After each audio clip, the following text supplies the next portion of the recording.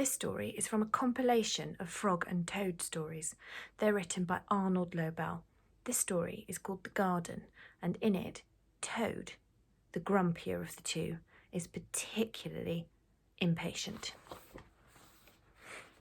Frog was in his garden. "What a fine garden you have, Frog," said Toad. "Yes," said Frog, "it is very nice, but it was hard work." "I wish I had a garden," said Toad. "Well, here are some flower seeds. Put them in the ground," said Frog. "And soon you will have a garden." "How soon?" asked Toad. "Quite soon," said Frog. Here they are, talking about their garden.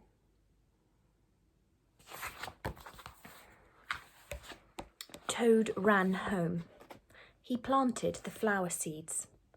"Now, seeds," said Toad. "Start growing." Toad walked up and down a few times. The seeds did not start to grow. Toad put his head close to the ground and said loudly, "Now, seeds, start growing." Toad looked at the ground again. The seeds did not start to grow.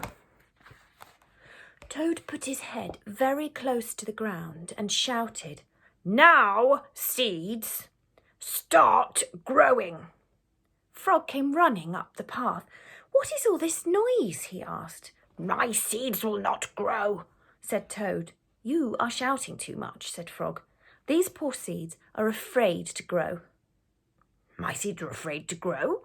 asked Toad. "Of course," said Frog.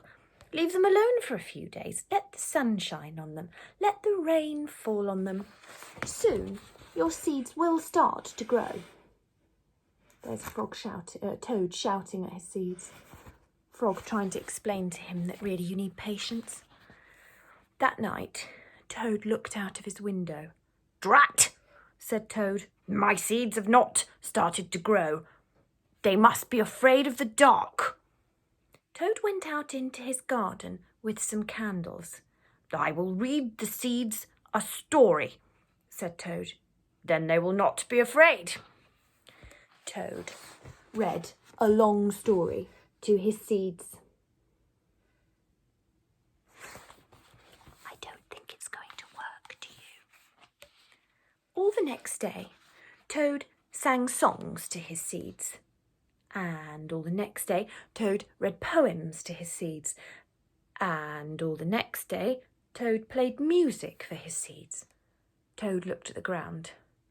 The seeds still did not start to grow.